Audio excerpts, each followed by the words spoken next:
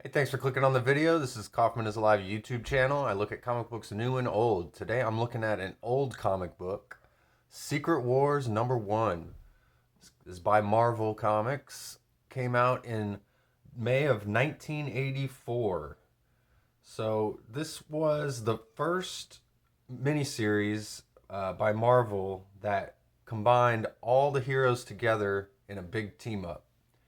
And it's a 12 issue limited series. Um, Jim Shooter's the writer. Michael Zeck is the artist. One of the most iconic covers ever in the history of comic books, right here. We've got Captain America, Wasp. There's Captain Marvel, and that was Captain Marvel at the time. She also got renamed Photon, and uh, you know her in the MCU as Monica Rambeau, but she was Captain Marvel at this point. There's She-Hulk and the Fantastic Four are here. Thing. We've got all the X-Men, Iron Man, Hulk, Spider-Man. So, all the heavy hitters from Marvel superheroes all here on one cover. And, kids were just going absolutely crazy for this, I'm sure. This came out right after I was born, so I've had to come back and pick this issue up, more recently. But it just starts out with all these superheroes suddenly transported to this other galaxy. They don't know how, they don't know why, um, but they're all here. And Reed Richards is trying to explain in scientific terms, what has gone on here. And in kind of a funny bit, Hulk, who in the comic lore here has just recently gotten Bruce Banner's brain put inside of the Hulk. So he's smart as opposed to being like, a dumb brood like everyone's used to. So he says, "That's obvious, Richards." After Richards spends a couple panels there explaining what's going on, even Iron Man doesn't know what he said. So, really great splash page here. Um, got kind of the Kirby esque technology and shapes and in the background. All the heroes just lined up here so you can get a good shot at all of them. Real fun. And then they even go the extra mile here for, kids or anybody who's never read a comic before, because I'm sure that their idea here was to try and bring in new customers and existing customers and just get everyone who's into any of these superheroes to buy this issue. So we get the introduction, and we actually get every single character here is named off. So, there's She-Hulk, Captain Marvel, Captain America, Thor, Hawkeye, Iron Man, Professor X, Storm, Nightcrawler, Rogue, Cyclops, Wolverine, Colossus, and Lockheed. The Hulk, your friendly neighborhood Spider-Man at your service, the Fantastic Four, minus the Invisible Girl. Sue was pregnant with Franklin at the time, Franklin Richards, so she's not in this story. So it's 3 out of the 4 Fantastic Four. And then Captain America says, "Look, heads up, there's another construct." So the heroes are here in this ship, and they see another construct. And on the other ship is, of course, all the villains, including Galactus. There's Dr. Octopus, Kang, and we get the same thing here where we just get all the villains named: Enchantress, Ultron, Absorbing Man, the Wrecker, the Wrecking Crew, Thunderball, Pile Driver, and Bulldozer. And then my future Earth counterpart, Kang. This is coming from Doctor Doom. So at this point, we know that Kang is a future Doctor Doom, which I wanted to bring up because I think is going to be interesting in the upcoming MCU, what they're going to do with Kang and Jonathan Majors having to be recast. I think the easiest pivot they could make is just go from Kang to Doctor Doom and explain how Doctor Doom is a version of Kang, and he's the version that the MCU characters are going to have to worry about now. And I think they kind of hinted that even in the Deadpool and Wolverine trailer, where there's a issue of Jonathan Hickman's Secret Wars in the background of one of the shots. But this is the original Secret Wars. They have redone it in recent history in Marvel, where they've used the title and done a similar but new story. So they've done that a lot in Marvel in recent years. So in this story here, all the characters are the two ships are in space, and they're watching an entire galaxy get destroyed. And we get a cool like Bob Layton Iron Man face here, where even in the armor we get an expression here on Iron Man's face as he's dreading what he's seeing. I always thought that's so funny to draw the eyes and mouth of Iron Man with an expression. It looks so goofy, but I love it at the same time. And Doctor Doom is starting to realize that there's this being with immense power that's trapped them all here. He's kind of the only villain that is coming to that conclusion. And all the bad guys just start bickering and fighting with each other. And Doom uses the Molecule Man to shoot Ultron into Galactus to get Galactus's attention, because he's basically ignoring all of them at this point. And we get a brief showdown between Ultron and Galactus, which is pretty cool. But Galactus makes short work of him. And, you know, all the villains realize how powerful Galactus is, because he takes down Ultron with just a blink of an eye. And Galactus shoots off into space, and he's trying to figure out what's going on here. The Beyonder finally makes his presence known to both groups. He says, "I'm from beyond. I slay your enemies, and all you desire shall be yours. Nothing you dream of is impossible for me to accomplish."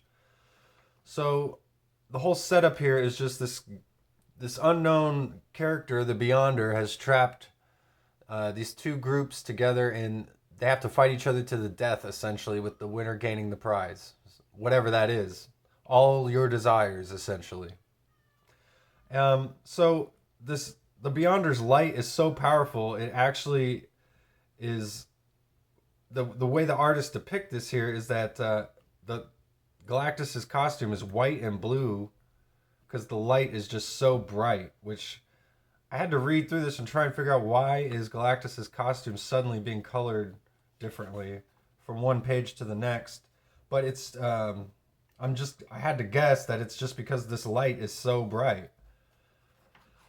So Galactus heads towards the light, and he actually does break through and starts heading towards it, and Doctor Doom is following him, realizing that Galactus is the most powerful one. Doom wants the power, so he's going to follow Galactus. But they just get shunted back, and the heroes, they all witness all this. And suddenly the two ships are sent just down into this planet. So, just this like abandoned planet. Now, Magneto was on the side of all of the heroes, and the heroes are not cool with that at all.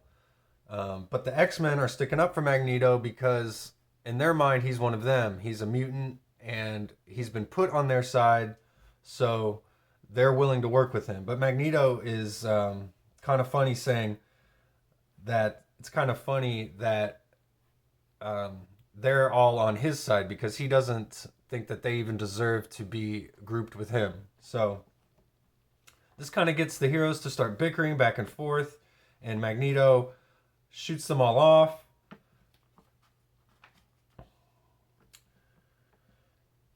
And then on this page, everyone's trying to decide who's going to be the leader. At first, they all want Reed Richards to be the leader, but he says he can't do it with Sue back at home. He's not interested. And they say Hulk should do it because now he's got Bruce Banner's brain. And She-Hulk says, "I'm the leader of the Avengers, but I'll defer to Captain America." So they all decide that Captain America should be the leader. And then Wolverine says something really weird here. He says, "Wait a minute, he's the least of us. He can't do anything. I won't follow him," talking about Captain America. which I find kind of strange. But thinking about it, maybe in like the early '80s, Captain America was not so overpowered at this point. He's just basically like a regular guy with the super soldier serum in him, so he's got some super strength and speed. But you know, all these other heroes and mutants have like fantastic powers, and at this point, Captain America is still just kind of a, you know, a regular dude, a regular man. But Thor sticks up for Captain America and says that he'll walk through the gates of hell with him. So Professor X says it's settled. Then we get a great page here of Galactus laying down in the rubble after getting shot back by the Beyonder. Doom, he's still alive. He finds this construct in the distance. He realizes he needs to go towards it, and that's where all the villains are. It's all like fantastic alien science technology, and Dr. Octopus is fascinated with it, and all the other villains just want to gain the prize that the Beyonder offered them if they defeat all the heroes. But Doom's not interested in the prize. He wants the power of the Beyonder, which I think is a very interesting angle that this issue takes. We get a good panel here of Doom blasting all of his fellow villains, and a cool shot of him walking away, like, you know, 80s action movie style. I really like that. And Kang here sees that Doom is off on his own to try and get this power, so Kang is going to be going after Doom now. So we've got villains going after villains, and heroes battling heroes. But suddenly this nuke explosion goes off, and the heroes all jump into action to go find out what it is. And it was Doom who got shot out of the sky by Kang. Kang built this giant alien gun, and he shoots Doom out of the sky. So they all go and they find Doom, and they're willing to give him mercy and work with him. But of course, Doom's got too much pride, and he shoots at him. And just after that happens, all the villains come to attack. And we get a nice little splash of the villains attacking, and the preview of the next issue called First Blood. So this issue is basically, you know, just taking all of your superhero toys and characters and smashing them together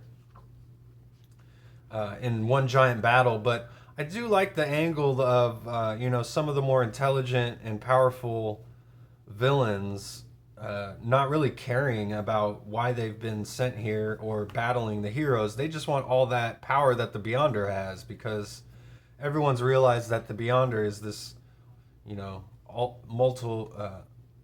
ultimate powerful being in the multiverse. So pretty fun issue, and classic cover here. I've got this cover that came out recently by Ryan Stegman that is a takeoff of the original. I just wanted to show that, put it side by side. I think that's pretty cool. This is from a 4-issue limited series called Battle World, where they take a small portion of the Secret Wars that wasn't told and kind of tell it and retell it. But this cover is really cool, and it's got the black Spider-Man costume here instead of the red Spider-Man. Pretty much everything else is almost the same, but and I love the hand-drawn corner panel here.